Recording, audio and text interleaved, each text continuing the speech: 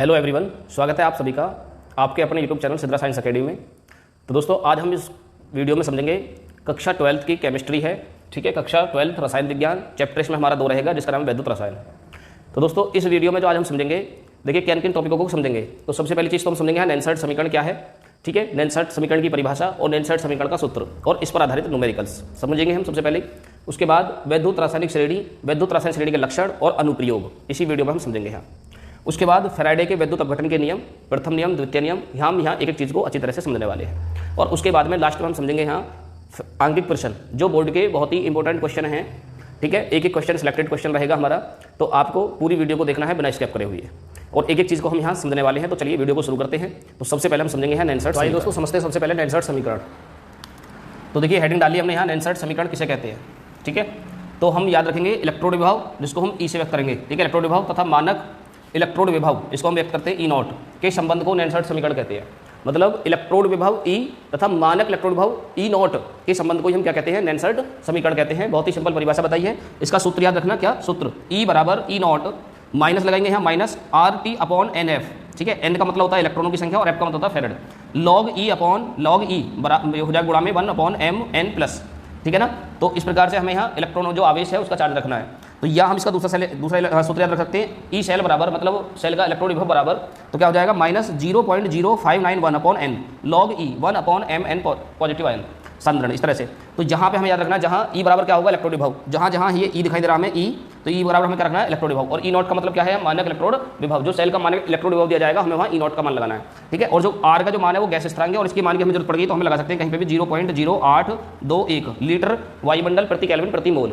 ठीक है ना, और टी बराबर हो जाएगा परमताप मतलब टेम्परेचर, और एन बराबर हो जाएगा कि इलेक्ट्रॉनों की संख्या, और एफ का मतलब होता है फैराडे स्थिरांक, और इसका जो मान रहेगा एक फैराडे बराबर होता है 96,500 कूलाम का आवेश। ठीक है दोस्तों, तो यहाँ तक बात समझ में आई है नहीं आई? ठीक है, तो नेल्सर्ट समीकरण मुझे उम्मीद है समझ में आएगी होगी सभी के। तो नेल्सर्ट समीकरण क्या होती है, इलेक्ट्रोड विभव तथा मानक इलेक्ट्रोड विभव के संबंध को नेल्सर्ट समीकरण कहते हैं। सूत्र याद रखना, ई बराबर ई नॉट माइनस लगाएंगे आर टी बटे N F log E upon 1 upon लगा के एम एन पॉजिटिव आयन सांद्रण। तो ये देखिए, ये हमारा बहुविकल्प में पूछा जाता है क्वेश्चन कि नेल्सर्ट समीकरण बताइए कौन सा संबंध सही है। तो यहाँ से आपको बहुविकल्प में देखना है, जो भी ये मिलेगा आपको, जिस ऑप्शन में मिलेगा यही इसका आंसर हो जाएगा। या हम इसको दूसरे तरीके से लिख सकते हैं कि ई सेल बराबर कितना 0.059 upon n log e 1 upon m N positive ion सांद्रण। तो इस प्रकार से जो सा भी सूत्र आपको देखने को मिल जाए वो हमारा क्या होगा, नेल्सर्ट समीकरण का होगा। ठीक है ना, तो ये हमारा क्वेश्चन इंपॉर्टेंट था। ये नेल्सर्ट समीकरण हमने पूरा समझ लिया है। नेल्सर्ट समीकरण में कौन सी की वैल्यू क्या लगानी है ये आपको मैंने इधर बता दिया है। तो नोट कर लो इस चीज को जल्दी से, फिर आगे हम समझते हैं। ठीक है, जल्दी से नोट करो फटाफट। कर लिया नोट? तो चलिए आगे देखते हैं। चलिए अब हम आगे समझते हैं यहाँ वैद्युत रासायनिक श्रेणी किसे कहते हैं। तो देखिए हेडिंग डाली हमने यहाँ वैद्युत रासायनिक श्रेणी। तो परिभाषा लिखेंगे हम, यहाँ लिखेंगे धात्विक, ये धातु या धातुओं को, धातु व अधातुओं को, धातु व धातुओं को उनके, धातु व धातुओं को उनके मानक इलेक्ट्रोड विभव को, उनके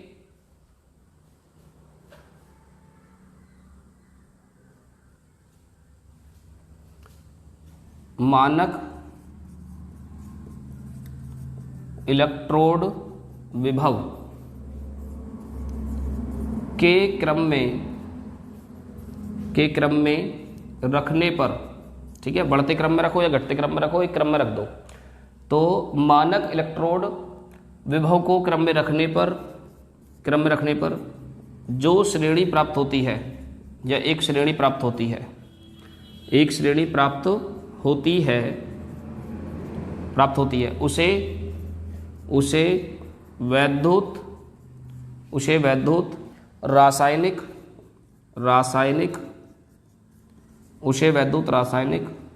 श्रेणी कहते हैं। तो धात्विक एवं अधात्विक तत्वों को, परमाणुओं को उनके मानक इलेक्ट्रोड विभव के क्रम में रखने पर, ठीक है, आरोही क्रम में रख दो चाहे अवरोही क्रम में रख दो, कोई से भी क्रम में रख सकते हैं हम। तो ज़्यादातर आरोही क्रम में रखा जाता है। आरोही क्रम में रखने पर जो भी श्रेणी हमें प्राप्त होगी उसी श्रेणी को क्या बोलते हैं, वैद्युत रासायनिक श्रेणी कहते हैं। तो चलिए अब हम आगे समझते हैं। देखिए इसको जल्दी से नोट करो, स्क्रीनशॉट ले लो इसका। तो वैद्युत रासायनिक श्रेणी क्या है, धात्विक व अधात्विक तत्वों को उनके मानक इलेक्ट्रोड विभव के क्रम में रखने पर जो श्रेणी प्राप्त होगी उसी को हम वैद्युत रासायनिक श्रेणी कहते हैं। अब हम आगे समझेंगे वैद्युत रासायनिक श्रेणी के लक्षण। ठीक है, लिख लो जल्दी से, लिख लिया? तो चलिए आगे समझते हैं वैद्युत रासायनिक श्रेणी के लक्षण। देखिए दोस्तों, जो तुम एक देख रहे हो सीरीज, जो ये तुम सारणी देख रहे हो, यही हमारी क्या है, वैद्युत रासायनिक श्रेणी है। ठीक है, देख रहे हो, इसमें एक क्रम में रखे गए हैं सभी धातुओं को, और एक धातुओं को क्रम में रखने से ही जो हमें श्रेणी प्राप्त होती है उसी को हम वैद्युत रासायनिक श्रेणी कहते हैं। तो देखिए आगे अब हम समझते हैं वैद्युत रासायनिक श्रेणी के लक्षण। ठीक है, तो वैद्युत रासायनिक श्रेणी क्या है? जब धातुओं व धातुओं को उनके मानक इलेक्ट्रॉन विभव के घटते या बढ़ते क्रम में हम रखते हैं तो एक श्रेणी प्राप्त होती है जिसको वैद्युत रासायनिक श्रेणी कहते हैं। वैद्युत रासायनिक श्रेणी के जो कुछ लक्षण हैं वो मैं आपको यहाँ बता रहा हूँ, तो देखिए ध्यान से समझिए।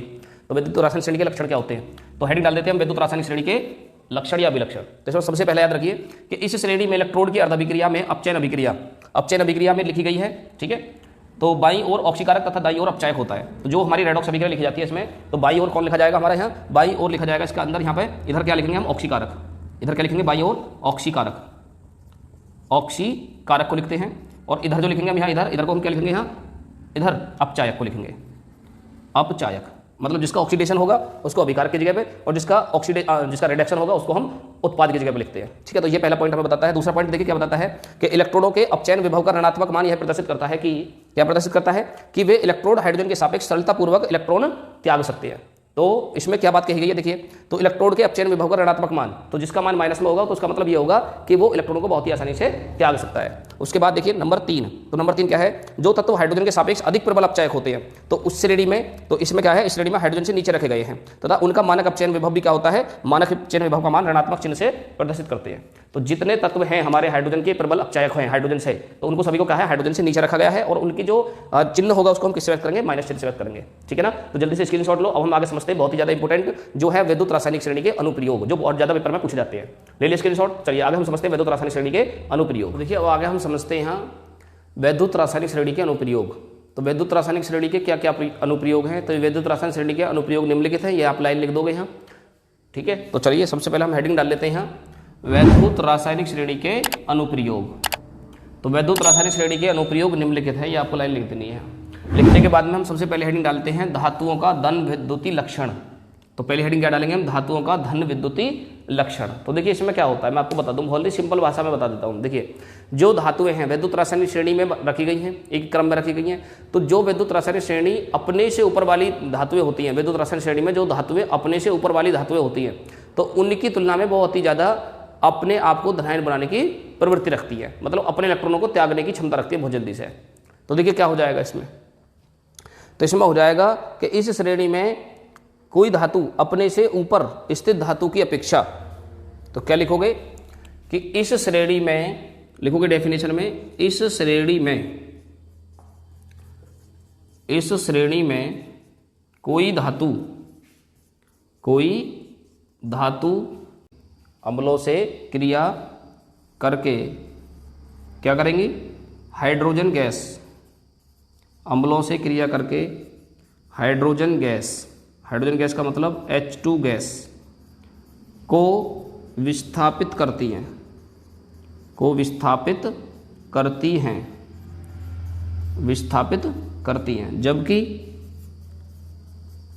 जबकि जो धातुएं, इसमें लिखोगे जबकि जो धातुएं हाइड्रोजन से नीचे हैं, जो धातुएं हाइड्रोजन से नीचे रखी गई हैं, वे धातुएं अम्लों से क्रिया नहीं करती हैं, अम्लों से क्रिया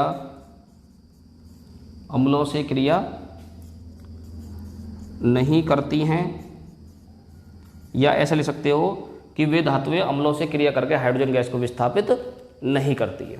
ठीक है, तो चलिए मैं आपको इसको थोड़ा सा डिटेल में बता देता हूँ, तो डिटेल से समझेंगे इस चीज़ को, ये है क्या, इसका मतलब क्या है। तो बिटा दूँ इसको, यहाँ तक का नोट कर लो जल्दी से।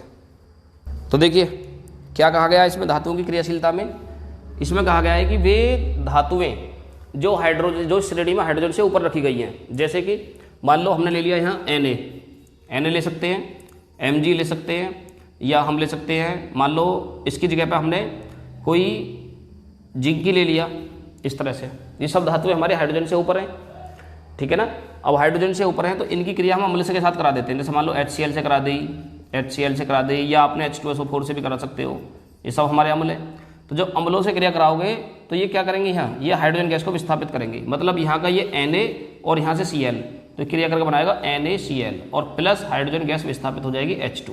तो यहाँ हाइड्रोजन के 2 हैं तो इसके आगे हम यहाँ 2 से क्रिया कर देंगे, और जब 2 से क्रिया करेंगे तो यहाँ पे भी 2 लगा देंगे, यहाँ पे भी 2 लगा देंगे। ऐसे ही MgCl2 बन जाएगा। यहाँ क्या बन जाएगा? MgCl2 plus H2। रिएक्शन में निकल जाएगी, हाइड्रोजन गैस बन जाएगी यहाँ, तो इसको भी हम संतुलित कर लेंगे, यहाँ 2 से गुणा कर देंगे। ऐसे ही इधर बन जाएगा यहाँ ZnSO4 zinc sulphate plus hydrogen gas. तो मतलब क्या हो रहा है यहाँ? मतलब ये निकल के आ रहा है कि जो धातुएं हमारी विद्युत रासायनिक श्रेणी में हाइड्रोजन से ऊपर हैं वो अम्लों से क्रिया करके धातु लवण बना रही है और हाइड्रोजन गैस को विस्थापित कर रही हैं, ठीक है। लेकिन जो धातुएं, देखो नीचे कहा गया है विस्थापित करती हैं, लेकिन जो धातुएं, देखो यहाँ से देखिए, जो धातुएं हाइड्रोजन से क्रिया नहीं, जो हाइड्रोजन से नीचे रखी गई हैं, ठीक है, वो धातुएं अम्लों से क्रिया नहीं करती हैं, वो धातुएं अम्लों से क्रिया नहीं करती हैं। अर्थात जैसे मान लो हमने ये ले लिया, इसकी जगह पे अब की बार यहाँ मान लो हमने Cu ले लिया या Ag ले लिया, प्लस HCl से हम क्रिया करवा रहे हैं या प्लस H2SO4 से हम क्रिया करवा रहे हैं, तो क्या होगा? इनमें नो रिएक्शन मतलब कोई अभिक्रिया नहीं, मतलब कोई अभिक्रिया नहीं देंगे, ये कोई अभिक्रिया नहीं देंगे, कोई अभिक्रिया नहीं होगी। अच्छा, वो कौन कौन सी धातुएं हैं जो हाइड्रोजन से नीचे रखी गई हैं? ऐसी कौन कौन सी धातुएं हैं जो विद्युत रासायनिक श्रेणी या सक्रियता श्रेणी भी हम इसको कहते हैं, तो वो हाइड्रोजन से नीचे रखी गई हैं, वो आपको कमेंट करके बतानी है। तो वो 4 धातुएं हैं, कितनी है? 4। अब वो चारों को चारों धातु आपको बतानी है, 1, 2, 3 और 4, ठीक है। तो कौन कौन सी वो 4 धातुएं हैं जो विद्युत रासायनिक श्रेणी में हाइड्रोजन से नीचे रखी गई हैं? अर्थात ऐसा कह सकते हैं कि वे कौन सी धातुएं हैं जो अम्लों से क्रिया करके हाइड्रोजन गैस को विस्थापित नहीं करेंगी। तो इनका कमेंट में आपको बताना है आंसर क्या होगा, यदि आप जानते हो तो, और नहीं जानते हो तो कमेंट में मुझे बताना, फिर मैं आपको इसका कमेंट में ही आंसर बता दूंगा, कमेंट का जवाब दे के नहीं है, ठीक है दोस्तों। तो चलिए, अब इस प्रकार से हमने एक विद्युत रासायनिक श्रेणी का क्वेश्चन भी कंप्लीट कर लिया है। विद्युत रासायनिक श्रेणी किसे कहते हैं? जब धातुओं को उनकी क्रियाशीलता के क्रम में रखा जाता है तो एक श्रेणी प्राप्त होती है जिसको विद्युत रासायनिक श्रेणी कहते हैं। उसके बाद हमने समझा था विद्युत रासायनिक श्रेणी के अनुप्रयोग, ठीक है, और अब हम विद्युत रासायनिक श्रेणी के लक्षण, और अब हमने समझे हैं विद्युत रासायनिक श्रेणी के अनुप्रयोग। तो यहाँ पर हमारा एक क्वेश्चन कंप्लीट हो जाता है, एक हमने बोर्ड का इंपॉर्टेंट क्वेश्चन कवर कर लिया। अब उसके बाद हम समझेंगे यहाँ फैराडे के नियम, जो हमारा टॉपिक लास्ट रहेगा। फैराडे के नियम के बाद हम फैराडे के नियम करने के बाद उसके न्यूमेरिकल्स करेंगे और यहीं पर हमारा फिर लास्ट हो जाएगा, ठीक है। तो चलिए समझते हैं फैराडे का नियम या फैराडे का विद्युत अपघटन के नियम। सबसे पहले आप ये समझ लीजिए कि माइकल फैराडे ने, जो अंग्रेजी वैज्ञानिक थे, सन 1830 ईस्वी में विद्युत अपघटन के नियम दिए थे, जिसको हम माइकल फैराडे के विद्युत अपघटन के नियम से जानते हैं, ठीक है। तो देखिए, सबसे पहले हम हेडिंग डाल लेते हैं यहाँ पे, फैराडे के विद्युत अपघटन के नियम, ठीक है। तो यहाँ 2 चीज़ों को नोट कर लेना। माइकल फैराडे ने 1830 ईस्वी में विद्युत अपघटन के नियम दिए। किसने दिए थे? माइकल फैराडे ने। कैसे वैज्ञानिक थे? ये हमारे एक अंग्रेजी वैज्ञानिक थे, ठीक है। तो देखिए, अब आगे हमें समझना है यहाँ विद्युत अपघटन जो लिखा हुआ है ना, ये विद्युत अपघटन का मतलब क्या होता है? विद्युत अपघटन का मतलब होता है आयनिक परमाणुओं में टूटना। जो यौगिक होते हैं, जब उसमें हम कोई भी विद्युत धारा प्रभावित करते हैं तो विद्युत धारा प्रभावित करने से वह अपने आयनिक यौगिकों में, आयनिक परमाणुओं में टूट जाती है। तो देखिए कैसे टूट जाती है। जैसे मान लीजिए हमने कोई यौगिक लिया NaCl, जब हम इसमें कोई भी विद्युत धारा प्रभावित करते हैं, ठीक है, कोई भी हम विद्युत धारा प्रवाहित करते हैं, तो विद्युत धारा प्रवाहित करने से ये क्या होगा, यहाँ Na प्लस और प्लस Cl माइनस, मतलब ये धनायन और ऋणायन में आवेशों में टूट जाती है। जैसे मान लो कॉपर सल्फेट का हमने विलयन लिया CuSO4, और इसमें हम कोई भी विद्युत धारा प्रभावित करते हैं, तो जब विद्युत धारा प्रभावित करते हैं तो ये Cu2 प्लस और यह टूट जाएगा हमारा सल्फेट SO4 2 माइनस में, इस प्रकार से। तो इसको हम बोलते हैं विद्युत अपघटन की क्रिया, ठीक है। विद्युत अपघटन क्या होता है कि यौगिक का आयनिक परमाणुओं में टूटना विद्युत अपघटन कहलाता है। क्या होता है? विद्युत अपघटन क्या है? यौगिकों का आयनिक परमाणुओं के रूप में टूटना, ठीक है। आयनिक परमाणुओं में टूटना हमारा क्या कहलाएगा? विद्युत अपघटन। तो चलिए हम समझते हैं, सबसे पहले हेडिंग डाल लेते हैं फैराडे का विद्युत अपघटन का प्रथम नियम, ठीक है। इन्होंने 2 नियम दिए थे, प्रथम नियम और द्वितीय नियम। तो सबसे पहले हम समझेंगे प्रथम नियम क्या होता है। तो जल्दी से नोट कर लो, यहाँ तक हेडिंग डालो प्रथम नियम। तो देखिए, अब हम समझते हैं यहाँ प्रथम नियम क्या होता है। तो आपको सिर्फ 2 बातें याद करनी है, ठीक है, ज़्यादा के चक्कर मत पड़िए। एक सबसे पहली चीज़ तो ये समझिए कि विद्युत अपघटन में कैथोड और जो एनोड, जो भी यहाँ प्लस और माइनस में टूट रहे थे, ठीक है, तो उस पर पदार्थ की कितनी मात्रा मुक्त हो रही है। सबसे पहली चीज़ तो ये समझिए कि किसी भी इलेक्ट्रोड और कैथोड पर विद्युत अपघटन में कितनी पदार्थ की मात्रा बन रही है, और वो कब बनती है? जब हम उसमें विद्युत धारा प्रभावित करते हैं। तो कैथोड या एनोड पर बनने वाली पदार्थ की मात्रा विलयन में प्रवाहित होने वाले विलयन की मात्रा के समानुपाती होती है, ठीक है। तो देखिए कैसे समानुपाती होती है, हम इसको किस प्रकार से लिखेंगे। ये देखिए प्रथम नियम क्या कहता है, माइकल फैराडे का विद्युत अपघटन का प्रथम नियम क्या कहता है। तो देखिए यहाँ पे हमने इसको लिख लिया है। तो देखो क्या लिखा है इसमें प्रथम नियम में, जो मैंने भी आपको समझाया था वही बातें बताई हैं। देखिए मैंने आपको क्या समझाया था, पहले एक बार रिपीट कर लो इस चीज़ को। मैंने बताया था कि किसी भी विद्युत अपघटन में एनोड या कैथोड, जिसको हम इलेक्ट्रोड कहते हैं, ठीक है, कैथोड या एनोड इलेक्ट्रोड पर उत्पन्न होने वाली पदार्थ की मात्रा किसके विलयन में प्रवाहित होने वाली विद्युत धारा की मात्रा के समानुपाती होती है। बस कितनी बात याद रखनी है, 2 बातें। कौन कौन सी? उत्पन्न पदार्थ की मात्रा और विद्युत धारा की प्रभावित मात्रा। बस 2 बातों को याद कर लो, बाकी का कुछ तुम्हें याद करने की जरूरत नहीं है इसमें। तो देखिए क्या परिभाषा बनेगी। तो इस नियमानुसार देखिए विद्युत अपघटय में, मैंने बताया विद्युत अपघटय का मतलब क्या होता है। विद्युत अपघटय का मतलब क्या होता है बताओ जल्दी से। विद्युत अपघटय का मतलब होता है यौगिकों का आयनिक परमाणुओं में टूटना। कैसे टूटता है वो सब चीज़ मैंने तुम्हें भी समझाई है यहाँ पर, ठीक है। तो देखिए विद्युत अपघटय में कैथोड या एनोड, ठीक है, कैथोड या एनोड या दोनों कह सकते हो, कैथोड तथा एनोड पर मुक्त होने वाले, मतलब जो बन रहे हैं उन पर मुक्त होने वाले पदार्थ की मात्रा, पदार्थ की मात्रा विलयन में प्रवाहित होने वाली विद्युत धारा, विलयन में प्रवाहित होने वाली विद्युत धारा की मात्रा के समानुपाती होती है, ठीक है। तो देखिए अब हमें यहाँ पे इसके सूत्र का निगमन करना होता है। एक छोटा सा सूत्र है, बहुत छोटा सा है, आसानी से समझ में आ जाएगा, बस ध्यान से आप देखते जाइए, ठीक है। तो देखिए क्या इसका सूत्र का निगमन होता है, इसी के आधार पर हम लिखेंगे यहाँ से इस नियम अनुसार, यहाँ से हम लिखेंगे इस नियम अनुसार, इस नहीं, यहाँ से ऐसे मत लिखिए। देखिए अब हमें क्या लिखना है, इसके सूत्र का निगमन हम कैसे करेंगे, लिखोगे यहाँ माना क्यों विद्युत धारा की मात्रा, क्यों विद्युत धारा की मात्रा, क्यों विद्युत धारा की मात्रा, क्यों विद्युत धारा की मात्रा विलयन में से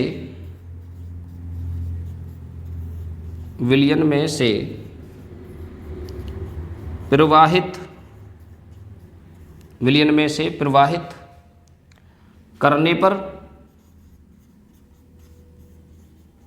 करने पर किसी इलेक्ट्रोड, किसी इलेक्ट्रोड का मतलब मैंने अभी आपको बताए थे 2 इलेक्ट्रोड होंगे यहाँ, कैथोड एनोड, ठीक है। किसी इलेक्ट्रोड पर W ग्राम पदार्थ की मात्रा, पदार्थ की मात्रा मुक्त होती है, मुक्त होती है, ठीक है। तो देखिए क्या बताया मैंने आपको, एक बार रिपीट कर लो इस चीज़ को, कि किसी भी विद्युत अपघटय में हम विद्युत धारा की मात्रा क्यू लेते हैं। क्या लेंगे? क्यू, ठीक है। क्यू ले ली हमने विद्युत धारा की मात्रा, और जब हम विद्युत धारा की मात्रा को प्रभावित करेंगे तो उसमें जो इलेक्ट्रोड लगे हुए हैं, जो कैथोड एनोड का कार्य कर रहे हैं, तो उस पर हमारे जो पदार्थ की मात्रा उत्पन्न हो रही है वो हो रही है W ग्राम। कितनी हो रही है? W ग्राम। तो देखिए इस नियमानुसार क्या हो जाएगा, हम आगे लिखेंगे इस नियमानुसार, इस नियमानुसार बताइए परिभाषा क्या कह रही है। परिभाषा ये कह रही थी कि जो दोनों की जो मात्रा है ना, दोनों की जो मात्रा होगी वो एक दूसरे के समानुपाती होंगी। इसका मतलब क्या होता है, समानुपाती का मतलब मैं आपको समझा दूं। देखिए समानुपाती का मतलब होता है कि आप विलयन के अंदर जितनी ज़्यादा विद्युत धारा प्रभावित करोगे उसके अंदर उतनी ही ज़्यादा पदार्थ उत्पन्न होंगे, ठीक है। उसके इलेक्ट्रोड कैथोड पर उतनी ही ज़्यादा पदार्थ की मात्रा उत्पन्न होगी, ऐसे समझ लीजिए। और सरल भाषा में आपको बताऊँ, देखिए आप किसी फसल को बो रहे हैं, ठीक है, बहुत ही सिंपल सा उदाहरण मैं आपको समझा रहा हूँ। आप कोई फसल बो रहे हैं, ठीक है, विद्युत धारा, विद्युत अपघटय, कैथोड एनोड सब भूल जाओ तुम, कुछ समय के लिए मेरी बातों पर ध्यान दो। आप कोई फसल बो रहे हो, ठीक है, अगर आप उस फसल को नॉर्मल तरीके से छोड़ दोगे ऐसे ही, तो उसकी जो उत्पन्न क्षमता है, जो उत्पादन क्षमता है, वो नॉर्मल टाइप की होगी। और यदि आप उसमें समय से पानी लगाओगे, समय से उसमें बीज खाद दोगे, तो इस प्रकार से उसकी जो फसल की उत्पादन क्षमता होगी ना, वो पहले वाले से ज़्यादा होगी। पता है क्यों होगी?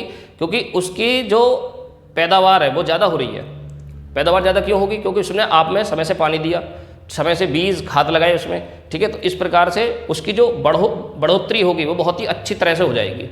तो इसी प्रकार से समझ लीजिए, इसमें क्या समझना है कि जब हम विलयन के अंदर जितनी ज़्यादा विद्युत धारा प्रभावित करेंगे, ठीक है, जितनी ज़्यादा विद्युत धारा प्रभावित करेंगे उसमें इलेक्ट्रोड और कैथोड पर उतनी ही ज़्यादा पदार्थ की मात्रा उत्पन्न होगी, उतना ही ज़्यादा पदार्थ उस पर बनेगा, ठीक है। तो देखिए कैसे बनेगा उस चीज़ को हम आगे समझेंगे। यहाँ तक का स्क्रीनशॉट ले लो, इसको जल्दी से नोट कर लो। ले लिया स्क्रीनशॉट? तो देखिए आगे, तो देखिए मैं इसको तुम्हें बहुत ही ज़्यादा सरल भाषा में समझाऊंगा।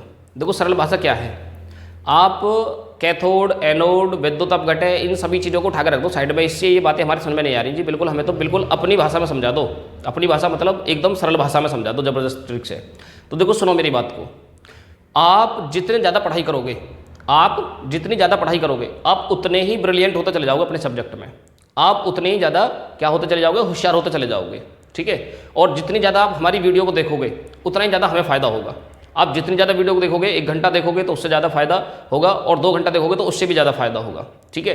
तो ऐसे ही समझ लीजिए, आ रही ना बात समझ में, हमारी वीडियो को देखने से आपको फायदा हो रहा है, ठीक है। तो इस प्रकार से ये मत सोचिए कि आप हमारी वीडियो को देख रहे हो तो हमें भी फायदा हो रहा है, आपको भी इसमें फायदा हो रहा है, ठीक है। आप भी इन चीज़ों को समझ पा रहे हो, अपनी पढ़ाई को और सरल और आसान बना पा रहे हो, ठीक है ना। तो दोनों को ही फायदा है। तो वीडियो को पूरा देखते रहना और इसी प्रकार से अपनी जो प्रेम और लगन है उसको भी बरकरार बनाए रखना, ठीक है। हम आपको इसी तरह से जोरदार और ज़बरदस्त वीडियो लाते रहेंगे, समझाने की कोशिश करेंगे और सरल भाषा में, ठीक है। आप कमेंट करके हमें ये बता दिया करो कि आपको हमारी पढ़ाई समझ में आ रही है या नहीं आ रही है, ठीक है। वीडियो पसंद आती है या नहीं आती है, इतना ज़रूर बता दिया करो, ठीक है। तो चलिए अब हम समझते हैं आगे इसका मतलब क्या है।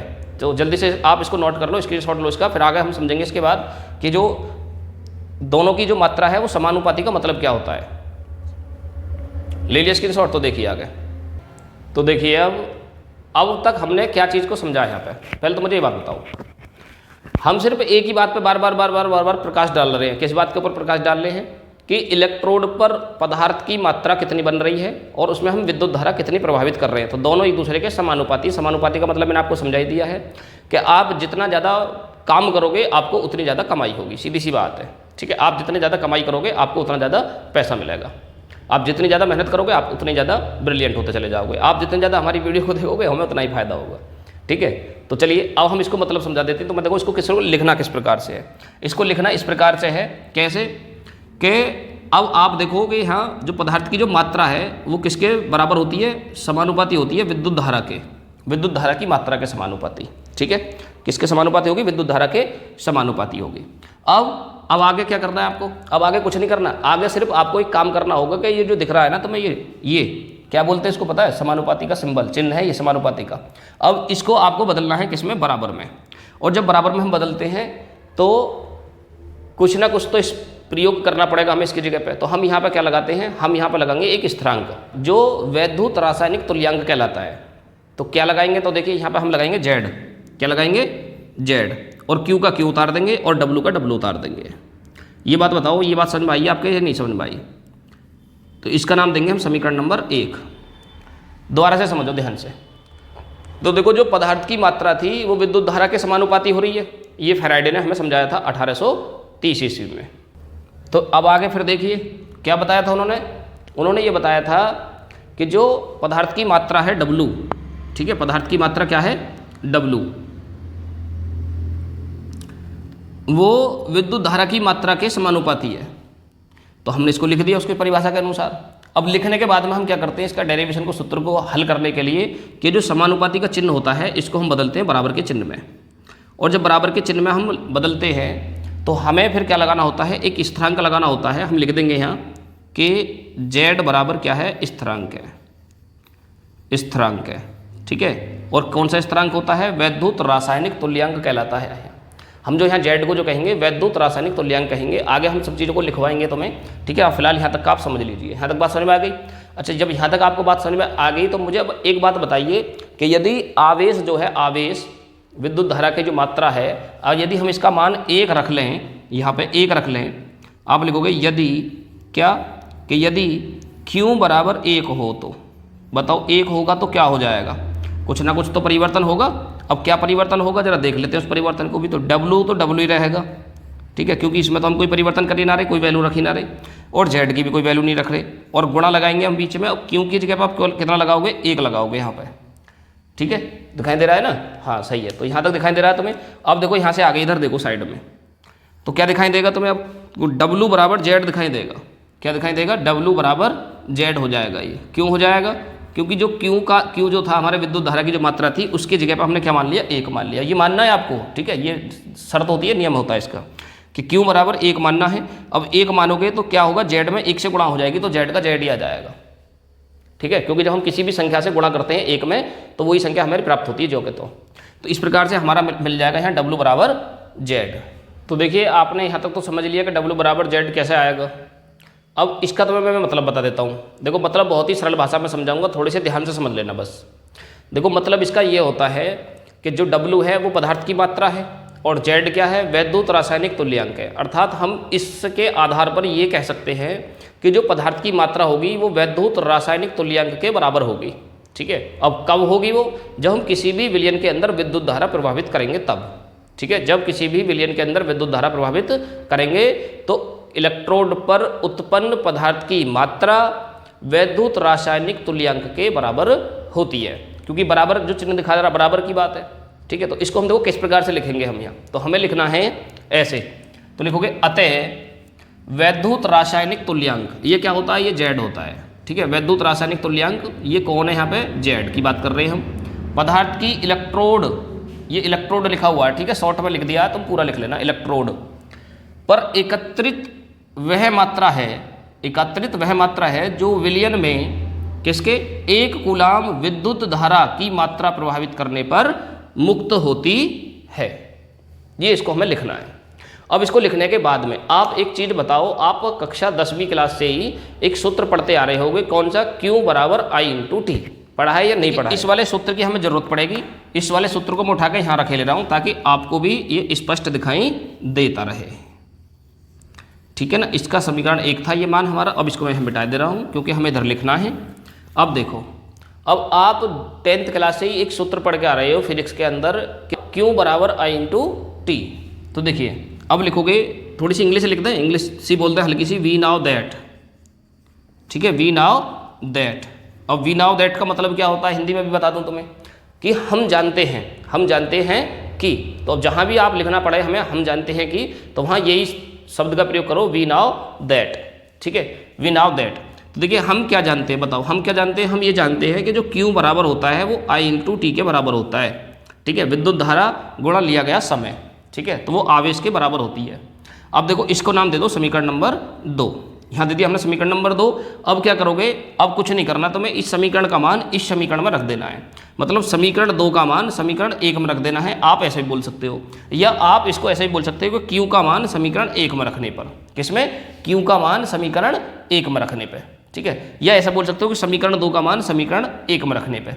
या आप एक तरीका और भी लिख सकते हो, क्या लिख सकते हो, जो मैं लिख रहा हूँ, देखिए वो भी लिख सकते हो आप कि समीकरण 1 व 2 से, 1 व 2 से।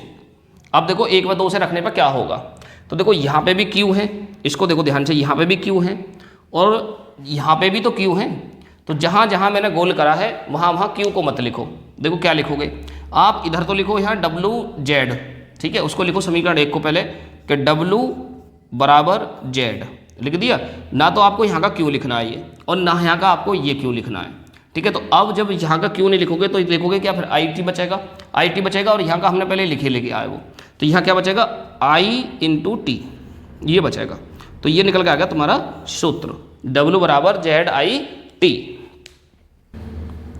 ठीक है ना, तो आप जल्दी से यहाँ तक का स्क्रीनशॉट लो इसे, फिर आगे भी और समझते हैं। अभी हमारी बात यहीं पे खत्म ना होगी, पूरा अच्छी तरह से डिटेल से समझेंगे एक एक कंसेप्ट को। ठीक है, टाइम लगेगा हमें, लेकिन एक एक चीज़ को हम अच्छी तरह से समझने वाले हैं यहाँ पे।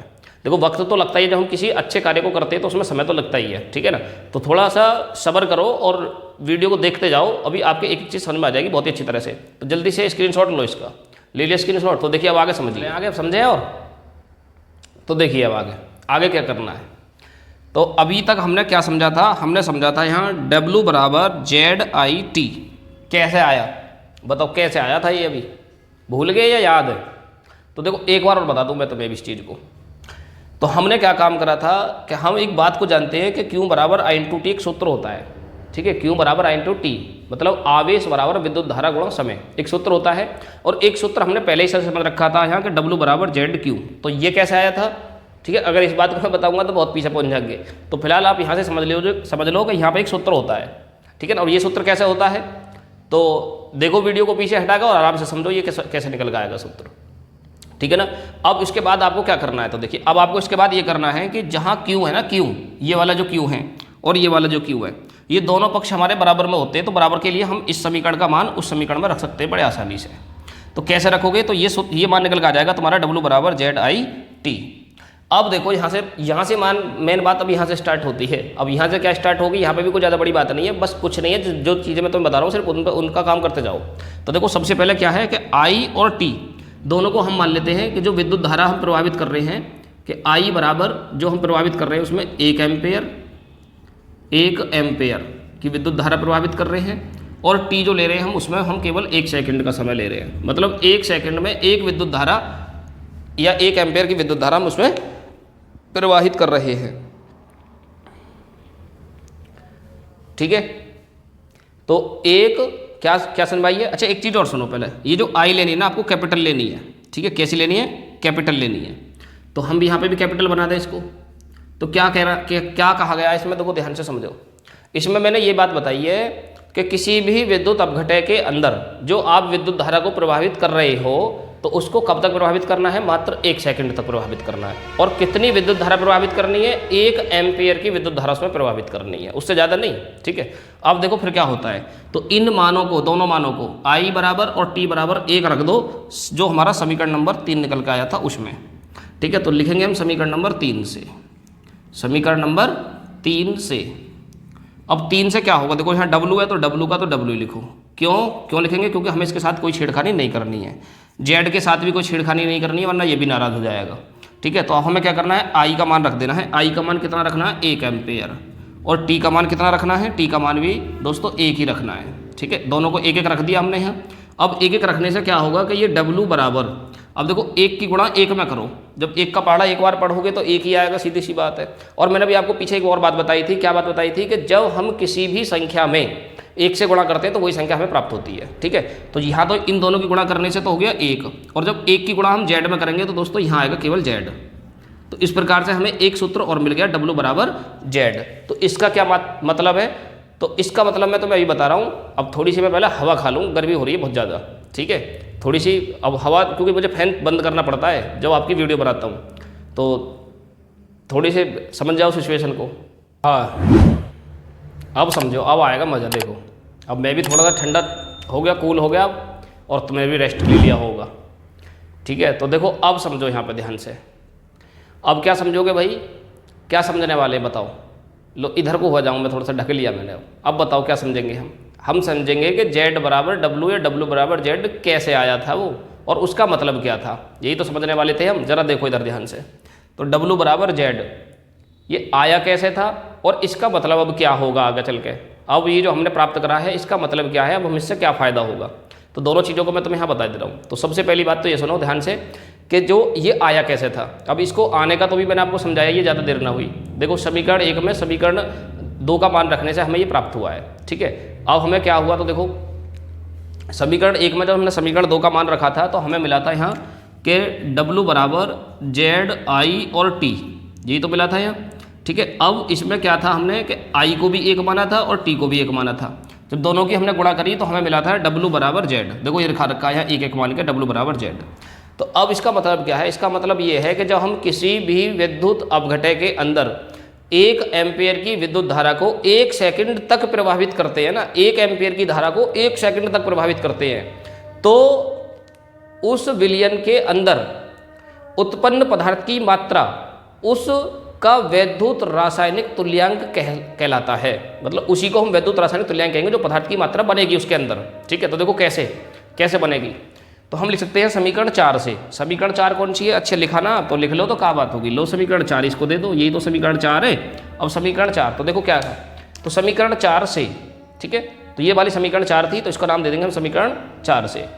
तो देखिए क्या है समीकरण 4 से, तो किसी वैद्युत अपघटय के विलयन में, किसी वैद्युत अपघटय के विलयन तो हम पढ़ ही रहे हैं, वैद्युत अपघटय चल रहा है सब। वैद्युत अपघटय के विलयन में 1 एम्पेयर, देखो ये लिखा हुआ है ना 1 एम्पेयर, I बराबर 1 एम्पेयर, 1 एम्पेयर को 1 सेकंड तक, देखो T बराबर कितना ले रखा हमने 1 सेकंड तक, दिख रहा है 1 सेकंड तक प्रभावित करने पर पदार्थ की बनी हुई मात्रा, जो हम W बोल रहे हैं उसको, पदार्थ की बनी हुई मात्रा W की क्या होनी चाहिए? ग्राम में। उस पदार्थ का वैद्युत रासायनिक तुल्यांक, जिसे हम Z कह रहे हैं, ठीक है, कहलाता है। तो यहाँ पे हमारा फैराडे का वैद्युत अपघटन का प्रथम नियम कंप्लीट हो जाता है। यहीं तक आपको पेपर में छोड़ना है। अगर इतना आप पेपर में करते हो तो ये आपको 4 नंबर में पेपर में पूछा जाता है, तो 4 नंबर आपको यहाँ पे पूरे अंक मिल जाएंगे। ठीक है, अच्छा इतना ही हम नहीं छोड़ेंगे, लेकिन ये तो सिर्फ थी पेपर की बात। अब हम बात करेंगे आगे कंपटीशन की बात। अगर मान लो कोई क्वेश्चन ये कंपटीशन में तुम्हारा रिलेटेड आ गया, इंटर करने के बाद तुम कोई कंपटीशन का एग्जाम दोगे, कोई नीट का या JEE एडवांस का या अन्य अदरवाइज कोई भी मेडिकल एग्जाम तुम देते हो, सपोज करो, तो वहाँ से अगर फैराडे के विद्युत अपघटन से नियम का कोई क्वेश्चन आ गया तो हम उसको भी यहीं पर कवर करेंगे इसी के साथ साथ। ठीक है, तो देखिए अब हमें इसके आगे थोड़ी सी एडवांस नॉलेज और समझनी है, इसका हम अच्छा और ऑपरेशन करके समझेंगे, इसके बारे में हर एक चीज़ को समझेंगे, पार्ट्स को। तो यहाँ तक तो क्लियर हो ही गया, पेपर के लिए इतना ही तैयार करना है 12th क्लास में। ठीक है, अब यहाँ से आगे की मैं तुम्हें बातें बता रहा हूँ, उन बातों से हमें क्या फ़ायदा होगा, उन बातों को क्यों बता रहा हूँ मैं। उन बातों से हमें ये फायदा होगा कि जो हम न्यूमेरिकल्स करेंगे ना, आगे जाके सवाल जो हम करेंगे फैराडे के विद्युत अपघटन के नियम के आधार पर, तो जितने भी हम सवाल करेंगे तो वहाँ पर भैया इनकी जरूरत पड़ेगी, सीधी सी बात तो ये है, वहाँ पर उनकी जरूरत पड़ेगी। ठीक है, तो कैसे जरूरत पड़ेगी जल्दी से नोट करो, फिर आगे समझाऊंगा। अब देखिए अब हमें इसके बाद क्या चीज़ को समझना है। ठीक है, तो देखो सब चीज़ को मैंने पहले लिख लिया है, लिख इसलिए लिया भाई, मैं आपको एक बात बता दूं, पहले भी मैंने आपको बात बताई थी कि गर्मी बहुत ज़्यादा हो रही है, और मैं अगर यहाँ पर साथ के साथ लिख के समझाता हूँ ना तो बहुत ज़्यादा समय लग जाए, गर्मी बहुत ज़्यादा लगने लगे, पसीना में नहा जाए, तो इसलिए मैंने पहले लिख लिया। आप समझा दूंगा, लिखने में ज़्यादा टाइम ना लगेगा। ठीक है ना, तो वरना ऐसी कोई बात ना थी, वरना मैं तुम्हें साथ के साथ ही लिख के ही समझाता। तो बार बार फैन चलाना पड़ता है भैया, उसके जाके नीचे बैठे पसीना सुखा में, जब जाकर तुम्हें फिर आगे को बताने लगे। तो वीडियो बनाने में बहुत ज़्यादा काफ़ी समय लग जाता है, पूरा दिन निकल जाता है, समझ लो 1 घंटे 1.5 घंटे की वीडियो बनाने में ही पूरा दिन निकल जाए। ठीक है ना, तो बहुत मेहनत करनी पड़ रही है आप सबके लिए, तो आप भी इस थोड़ा सा उसके लिए तो हमें इतना प्रतिफल दे दिया करो कि वीडियो अगर पसंद आवे तो वीडियो को लाइक तो कर ही दिया करो, कम से कम कमेंट करके ये बताया करो कि वीडियो हमें अच्छी लग रही है नहीं लग रही है। तो देखो अब आगे समझो, देखो क्या है। सबसे पहली चीज़ तो ये समझो दोस्तों कि जो जेड होता है ना, जेड, तो इसका एक सूत्र होता है E बराबर एफ, E बटे एफ। तो इसका एक सूत्र होता है हमारा क्या, E बटे एफ, तो E बटे एफ होगा। अब देखिए जो ये एफ है ना, एफ, तो देखिए इसका एक सूत्र होता है, जेड जो दिख रहा है ना तुम्हें, जेड, जेड बराबर एक सूत्र होता है E बटे एफ। तो E बटे एफ का मतलब क्या है, तो जो E होता है ना, E उसको बोलते हैं तुल्यांकी द्रव्यमान। तो E को हम क्या बोलेंगे यहाँ, तो E का मतलब होता है तुल्यांकी द्रव्यमान, तुल्यांकी द्रव्यमान, तुल्यांकी द्रव्यमान, तुल्यांकी द्रव्यमान बटे एफ का मतलब क्या होता है, एफ का मतलब फैराडे, फैराडे। तो इस प्रकार से हमारा एक सूत्र बनता है, और इस सूत्र को भी याद रखना है, हिंदी वाले को भी और अंग्रेजी वाले को भी। तो अब हमें क्या करना है, तो देखो अब हमने एक सूत्र पीछे पढ़ गए थे, यहाँ पे मैंने लिख दिया है, इसलिए एक सूत्र है हमारा, चूंकि W बराबर ZIT, सूत्र पढ़ा था हमने पीछे भी, W बराबर ZIT। तो अब इसमें क्या करना है, देखो जो अब हम यहाँ पे जेड का, जो जेड दिख रहा है ना तुम्हें, जेड का मान लगाएंगे। तो जब जेड का मान लगाओगे तो तुम्हें ये सूत्र प्राप्त होगा, W बराबर IF बटे गुणा IT। तो देखो कैसे प्राप्त हुआ, चलो मैं तुम्हें फिर भी लिख के ही समझा देता हूँ हर चीज़ को। देखो ऐसे में मज़ा नहीं आता ना, लिखे लिखाए में समझाओ तो हमें भी मज़ा नहीं आता, तुम्हें बता मैं बात, लेकिन यहाँ तो हमारी मजबूरी है। साथ के साथ लाइव लिख के समझा में तो उसका इंटरेस्ट अलग ही होता है, आपको भी मज़ा आएगा और हमें भी मज़ा आता है, ऐसी बात ना है। तो देखो कैसे, तो आपके लिए इतना भी करेंगे। तो देखो W बराबर जेड बराबर, तो E बटे एफ लिख ही रहा है पहले ही, एक सूत्र हमने पढ़ा था W बराबर ZI और T। ठीक है, ये सूत्र हमने पढ़ा था। तो जो W दिखाई दे रहा है ना, W की जगह पे उठा दो, E बटे एफ लगा दो यहाँ, तो ये हो जाएगा W बराबर E बटे एफ। ठीक है, और गुणा I और T, IT का IT लिख दो ऐसे ही, ये हो गया। अब हमें क्या करना होता है, अब हमें देखो इधर का छोड़ ही दो, इधर ही देखो तुम, अब क्या होगा यहाँ, अब हम इसको हल करने के लिए क्या करते हैं, इसके नीचे एक मान लेंगे, तो f की तो गुणा हो जाएगी इधर, और IET हो जाएगा एक तरफ, तो मतलब ये हो जाएगा WF, और E की गुणा हो जाएगी इधर, तो ये हो जाएगा EI और T, EIT, ये हो गया। अब E को लियाओ घुमा के नहीं इधर f की तरफ, तो हो जाएगा W बटे E, तो बराबर ऊपर क्या बचेगा, IT बटे f, ये आ गया निकल गया। अच्छा अब हम एक बात भी तो जानते हैं, हमने पीछे पढ़ाया था आपको, एक फैराडे बराबर कितना होता है, 96,500 कूलाम। एक फैराडे बराबर कितना होता है, 96,500 कूलाम होता है। अब देखो यहाँ से आगे क्या होगा, अब यहाँ से देखिए, तो हम कह सकते हैं कि W बटे E बराबर IT बटे 96,500। ठीक है, यही सूत्र हमें निकल कर आना था। तो देखो ये आ रहा है, तो यहाँ पर देखिए, तो W बटे E, IT बटे F, और F का हमने मान रख दिया है 96,500। तो हम कह सकते हैं अतः मुक्त ग्राम तुल्यांकों की संख्या, जो ये W बटे E होती है, ये क्या हो जाएगा, अतः मुक्त ग्राम तुल्यांकों की संख्या W बटे E क्या निकल आएगा, IT बटे 96,500। ठीक है, तो इसके ऊपर हम यहाँ सवाल करेंगे, तो सवालों के लिए बहुत ज़्यादा जरूरत पड़ेगी। ये बातें आपको समझ में आई या नहीं आई, ठीक है, कमेंट करके बताओ जल्दी से। अब आगे देखो हम क्या समझेंगे यहाँ, तो ये बातें समझ में आ गई, चलो एक बार और समझ लो, फिर आगे हम बढ़ेंगे और इसके हम न्यूमेरिकल करेंगे। अब सवाल करेंगे, दूसरा नियम करेंगे हम दूसरी वीडियो में। अब इस वीडियो में हमारे बच की ना भाई आज कवर करना, तो तो हम समझेंगे उसके लिए दूसरी वीडियो बनाएंगे आराम से ठंड में, सुबह सुबह में। तो देखो यहाँ पर समझो, तो सबसे पहले W बराबर Z बराबर हो जाएगा E/F, ठीक है, E/F। तो E/F के लिए हम क्या करते हैं, ये हमें सूत्र याद करना पड़ेगा। अब इसके मान को हम W/E/F के मान को हम रख देंगे यहाँ Z की जगह पे। तो जब Z की जगह मान रखोगे तो आपको मान सूत्र मिलेगा W बराबर E/F गुणा IT, ठीक है ना। अब हम क्या करते हैं कि इस F की गुणा W के साथ कर देंगे तो जाएगा W/E, ठीक है ना, क्योंकि इधर भाग में इधर जाकर गुणाम, इधर जाकर गुणाम हो जाएगा हमारा, ठीक है ना। तो ये हो जाएगा, देखो इधर यहाँ मैंने समझाया आपको सब चीज़ करके, तो उधर तो मैंने शॉर्ट में कर रखा था, यहाँ पे देखिए। तो हमने क्या काम करा कि इसकी हमने त्रिशी गुणा कर ली W की F में, तो ये हो गया WF, और E की गुणा IT में कर दी तो ये हो गया EIT। अब E का हम ले जाएंगे W की तरफ पक्षांतर करेंगे तो आ जाएगा इधर गुणा में, इधर जाकर हो जाएगा भाग में, तो W/E, और इधर F ये तुम्हारा गुणा में है तो इधर आकर जाकर चला जाएगा भाग में, तो ये हो जाएगा हमारा IT/F। और एक F का मान हम जानते हैं कितना होता है, 96,500 कूलम। तो ये कभी कभी हमारा ऑब्जेक्टिव में क्वेश्चन आ जाता है कि एक फैराडे बराबर क्या होता है, बताइए। एक फैराडे बराबर 96,500 कूलम होता है।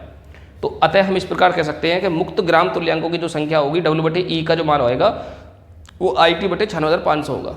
कभी कभी पूछेगा आपसे सवाल में कि बताइए ग्राम तुल्यांकों की संख्या बताइए, ग्राम तुल्यांकों की संख्या बताइए। तो ग्राम तुल्यांकों की संख्या कैसे बताओगे, तो आपको लिखना है W/E बराबर IT/96,500, मान लगाना है और हल कर देना है, ठीक है। बहुत ही ज़्यादा सिंपल सवाल हो जाएगा, बहुत ही ज़्यादा आसान हो जाएगा। जल्दी से स्क्रीनशॉट लो, फिर आगे हम समझेंगे इसके न्यूमेरिकल सवाल।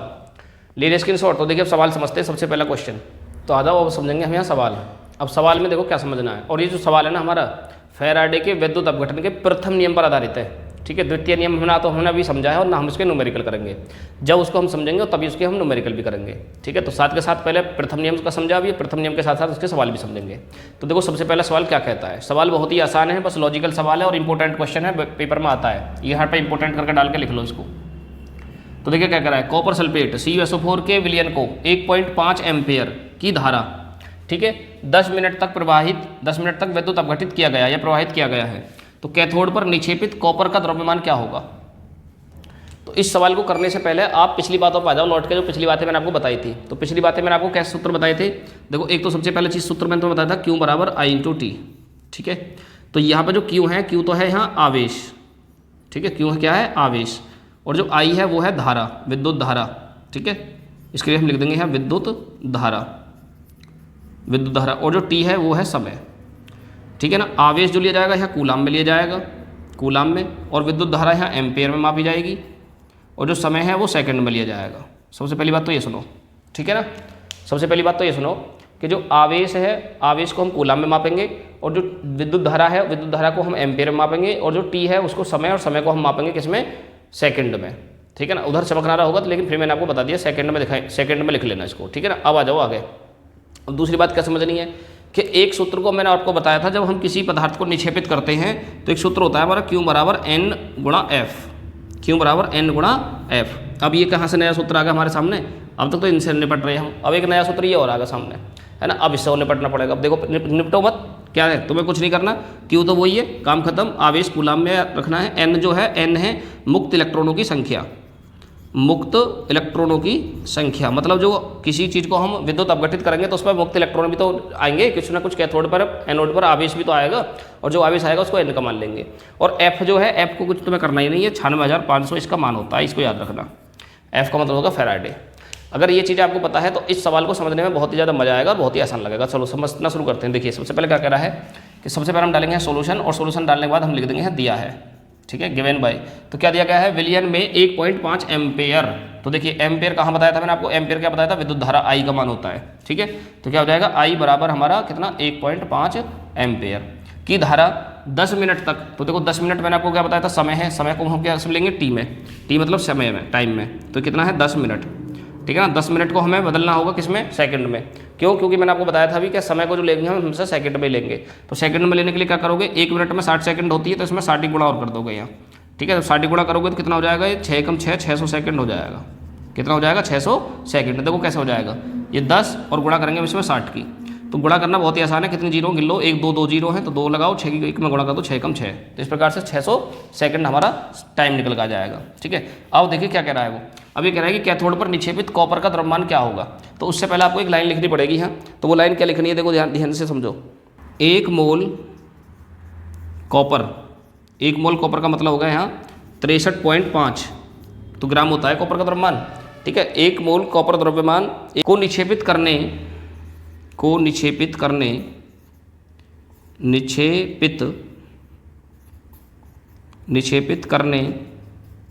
के लिए की आवश्यकता होगी।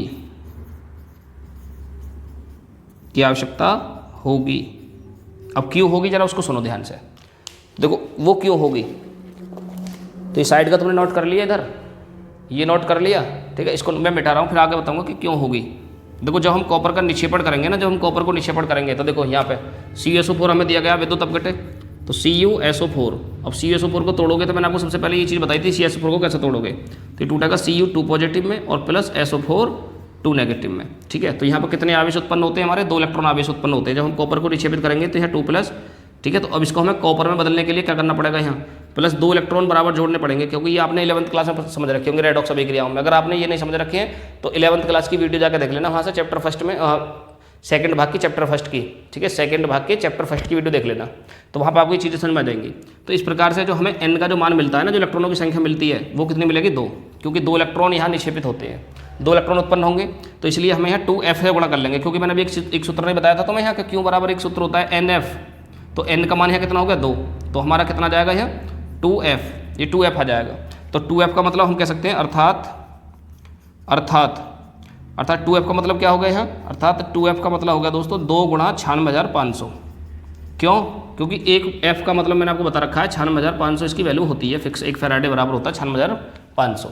तो यहाँ तक की बात समझ में आ गई। तो जल्दी से स्क्रीनशॉट लो, फिर आगे हम इसको सवाल को हल करेंगे। अब कैसे हल करना है देखो, तो देखिए अब आगे कैसे हल करोगे इसे, तो हम लिख देंगे यहाँ कि Q बराबर एक सूत्र होता है IT, तो Q बराबर हमारा निकल जाएगा, Q का मान कितना है बताओ जल्दी से, Q का मान अभी हमने निकाला था 1.5 एम्पेयर, गुणा T का मान हमने निकाला था अभी कितना 600 सेकेंड, कितना 600, तो Q बराबर गुणा कर लो इसमें, तो कितने जीरो, 2 जीरो, पहले 2 जीरो ही लगाओ, 15 का पहाड़ा 6 में पढ़ दो, 15 सिक्का कितना हो गया 90, पूरा 90 लिखो, के अंक के बाद दशमलव है इसमें, एक अंक तो है दशमलव के बाद, तो एक अंक के बाद दशमलव लगा दो यहाँ पे, तो ये हो जाएगा Q बराबर 900 कूलाम, ठीक है। 900 कूलाम का आवेश उत्पन्न होगा, और 900 कूलाम को उत्पन्न करने के लिए हमें कॉपर का कितना द्रव्यमान की जरूरत पड़ेगी, कॉपर का मतलब कितने कॉपर की जरूरत पड़ेगी 900 ग्राम कूलाम को निक्षेपित करने के लिए।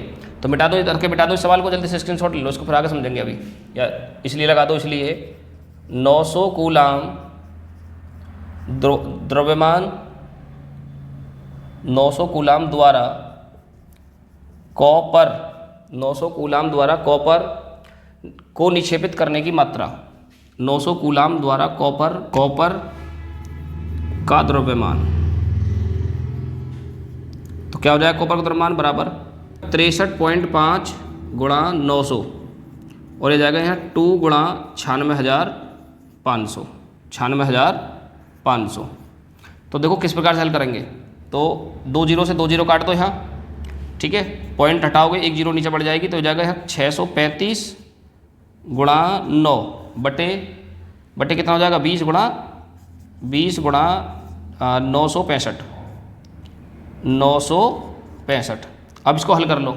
हल कैसे करोगे, पहले इनको काटोगे, संख्या को काट कर सरल करोगे और फिर गुणा करोगे, फिर भाग करोगे। तो पहले काट कर सरल कर लें, तो देखिए ये संख्या हमारी 635 और 965 दोनों संख्या हमारी कट जाएंगी कितने से, 127 और 193 से, 127 और 193 से, ठीक है। अब जब 127 में आप 9 की गुणा करोगे, 127 में जब आप 9 की गुणा करोगे, तो अब आगे देखिए 127 गुणा 9 आ गया है, ये आ गया 127 गुणा 9 बटे आ जाएगा कितना 20 गुणा 193, 20 गुणा 193। तो जो 127 की आप गुणा करोगे तो ये आ जाएगा 1143, कितना आ जाएगा 1143। जब 127 में आप 9 की गुणा करोगे तो ये आ जाएगा 1143 बटे, इसमें गुणा कर लो, यहाँ जीरो की जीरो लगा देंगे, और 3 का दुगुना करेंगे तो 6, और 9 दूनी 18 का 8, हासिल का 1, और 1 दूनी 2 और 1 3, 3860 ये हो जाएगा, ठीक है ना। अब इस प्रकार से हमने यहाँ गुणा कर ली, 1143 और 3860 में हमें भाग देना, तो भाग दोगे तो ये आएगा तुम्हारा 0.2961, ठीक है, ग्राम, कितना जाएगा 0.9261 ग्राम। भाग समझ में आ गया। अच्छा करके बता दूं, शॉर्ट ट्रिक से करके बता दूं, वेरी गुड, चलो शॉर्ट ट्रिक से समझाता हूं तुम्हें। तो 1143 हम भाग देंगे 1143 में, तो भाग कैसे करेंगे हम यहाँ 3860 से, तो तो देखो अगर इस तरह से आप भाग दोगे तो भैया पेपर में तुम्हें इसी में लगे रह जाओगे और सवालों का नंबर ना आने दोगे। ठीक है, तो मैं तुम्हें शॉर्ट तरीका बता रहा हूँ, ज़रा ध्यान से देखो मुझे क्या, इसे देखो भाग को, ठीक है, मुझे मत देखो। अब देखो भाग को कैसे देखोगे, तो हमें 3860 का पहाड़ा याद तो है ना भाई, मुझे तो याद है नहीं, आपको भी याद नहीं होगा। तो अब हम क्या करेंगे, ऐसी कंडीशन में मोबाइल हम रख नहीं सकते, कैलकुलेशन हम चला नहीं सकते वहाँ पे एग्जाम में। तो हमें करना क्या होता है, हमें लगानी होती है वहाँ शॉर्ट ट्रिक। अब शॉर्ट ट्रिक जैसे मैं तुम्हें बताऊँ, बस उसी के अकॉर्डिंग तुम किसी भी संख्या के कैसे भी प्रकार के भाग को बड़े आसानी से कर सकते हो। तो देखो मैंने यहाँ कोई छोटा भाग नहीं कर रहा हूँ, 3860 का भाग कर रहा हूँ 1143 में। तो कैसे प्रकार से आप ऐसे भागों को करोगे, तो देखो सीधी सी बात है, आपको जैसे जैसे मैं बताऊँ इतना काम करो। सबसे पहले देखो हमें जितने का पहाड़ा याद है ना, उसमें सिर्फ उतने अंक छोड़ो, बाकी ना सामने ढक दो। देखो अगर 0 का ढकोगे तो 386 बचेगा, 386 का पहाड़ा हमारा याद ना है। 2 अंकों को ढक लोगे लास्ट के ना, इधर के ना, तो ये बचेगा 38 का भी पहाड़ा हमें याद ना मान लो। ठीक है, तो अब हम क्या करेंगे, यहाँ पर ढक देंगे 3 अंकों को। 3 अंक ढकने का मतलब ये हो गया, देखो यहाँ मतलब 3 बचेगा। ठीक है, जब 3 अंकों को ढक दोगे, 860 को ढक दोगे, यहाँ देखो, यहाँ पे देखो, कहाँ पे दिखाऊँ, इधर देख लो, दिख रहा है, इधर दिख रहा है, 860 को आपने ढक दिया, तो यहाँ कितना बचेगा, 3860 है, तो इसको ढक दो। ढकने का मतलब ये खत्म, तो यहाँ पे 3 ही बचेगा। अब जब 3 अंक इसके ढके तो भाई 3 अंक इसके ढक दो। जब न्याय करो तो दोनों तरफ को बराबर करना चाहिए, है ना, वरना करो ही बतना। तो देखो 860 इधर कर दिया और 143 इधर ढक देंगे हम इसको, पूरे 3 अंकों को इधर ढक देंगे, तो यहाँ बचेगा 3 और 1। ठीक है, 3 और 1। अब तुम्हें क्या करना है, 1 में 3 से भाग करना है, 1 में 3 से भाग करना है। तो अब तो कर ही सकते हो, अब तो बहुत आसान कर दिया। अब कितने टाइम लगेगा, अब तो हम लॉबी करके बताए थे मैं कितना लगेगा, ना जाने की 0, क्योंकि 1 में भाग नहीं जाएगा, ना जाने की 0, पॉइंट लगा के 0 बढ़ जाएगी यहाँ, फिर 3 तिया 9, 0.3। तो आप इसको भाग करके नहीं लिख दो यहाँ 0.3, तो या हम कर सकते हैं इसको 0.3 भी तो कह सकते हैं, 0.3 ग्राम, ये दोनों ही आंसर सही हैं। अगर आप एग्जाम में इतना भी लिख दोगे ना 0.9 296, क्योंकि 296 300 के बराबर ही पहुँच गया, दशमलव के 2 अंक तक हमें देखना होता है। तो जब हम किसी भी अंक को कम करते हैं तो उधर एक अंक बढ़ता चला जाता है। तो देखिए अब हमें क्या करना है, अगर हम 2.29 लिखेंगे इसको, तो 2.29 को हम कैसे लिखेंगे, 0.291 961 है। ठीक है ना, अगर हमारी संख्या दशमलव के बाद है और 5 से ऊपर पहुंच रही है, तो अगर हम उसको हटाना चाहते हैं तो उससे पहले वाली संख्या में 1 अंक बढ़ा देते हैं। ये दशमलव हटाने का तरीका होता है संख्या को हटाने का। तो देखो 1 का तो कोई हटने का कोई नियम ही नहीं, 1 तो नहीं हट जाएगी, 0.96 लिख देंगे इसको। ठीक है, और जब हम 6 को खत्म करेंगे तो यहाँ पर कर देंगे 10 का मतलब हो जाएगा 0, तो ये हो जाएगा 0.30। ठीक है, और हम 0 को भी हटा देंगे क्योंकि अभी ये संख्या हमारी 5 से नीचे रहेगी, तो 0.3 इसको हम लिख सकते हैं। ठीक है, दोनों हमारे आंसर सही हैं। कहने का मतलब ये, अगर आप इतना लिख आओगे तो एग्जामिनर आपका एक तो क्या आधा नंबर भी नहीं काटेगा, क्योंकि हमारा सवाल ही सही है, आंसर भी सही है। तो 0.296 लिखो या 0.3 ग्राम लिखो, दोनों का आंसर हमारा एक्यूरेट है। और भाग करने की ट्रिक भी आपको समझ में आ गई होगी, पसंद आ गई होगी। ठीक है, तो पहला सवाल हमने इस तरह से हल कर लिया है। अब दूसरा सवाल को हम करेंगे बाद में। ठीक है, तो एक सवाल मैंने तुम्हें इसके ऊपर समझा दिया। अब जो दूसरे तीसरे सवालों को समझेंगे उसके बाद हम समझेंगे जब हमारे फैराडे का दूसरा नियम हम समझ लेंगे उसके बाद। ठीक है, दूसरे नियम को करने के बाद में, तो ठीक है ना। तो दोस्तों के वीडियो को शेयर भी कर दें, और वीडियो अच्छी लग रही हो, वीडियो पसंद आ रही हो तो चैनल को सब्सक्राइब करके बेल आइकन को प्रेस कर लो, ताकि हमारी ओर से आने वाली वीडियो का आप लोग को नोटिफिकेशन मिल जाए और आप उस वीडियो को सबसे पहले देख सकें। ठीक है ना, तो इसी प्रकार से अपने सपोर्ट और प्यार को बनाए रखने के लिए बहुत बहुत धन्यवाद। मिलते हैं हम नेक्स्ट वीडियो में, तब तक के लिए बाय बाय, गुड बाय। चलो ठीक है, सब कुछ इस हाथ में, ठीक है ना।